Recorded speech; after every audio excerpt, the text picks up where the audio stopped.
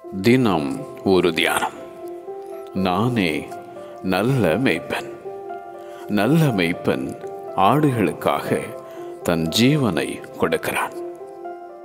யோவான் எழுதின சுவிசேஷம் அதிகாரம் 10 வசனம் 11.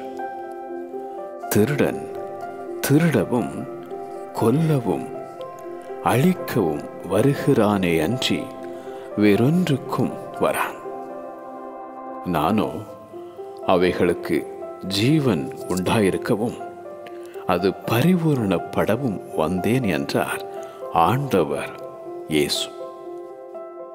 அவரே வாசல்.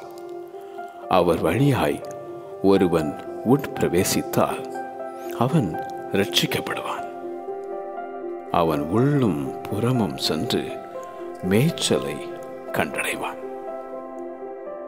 தன் ஆடுகளுக்காக தன் ஜீவனையும் கொடுத்த அந்த ஆண்டவர் இயேசு கர்த்தரின் மேய்ப்பராயிருக்கிறார். நான் தாழ்ச்சி அடையேன் என பாடும் சங்கீதக்காரனாகிய தாவீது.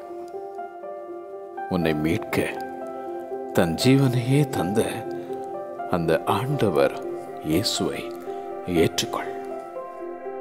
நானே நல்ல மேய்ப்பன். நல்ல மேய்ப்பன் ஆடுகளுக்காக தன் ஜீவனை கொடுக்கிறான். நானே நல்ல மேய்ப்பன். நல்ல மேய்ப்பன் ஆடுகளுக்காக தன் ஜீவனை கொடுக்கிறான். ஆமென்.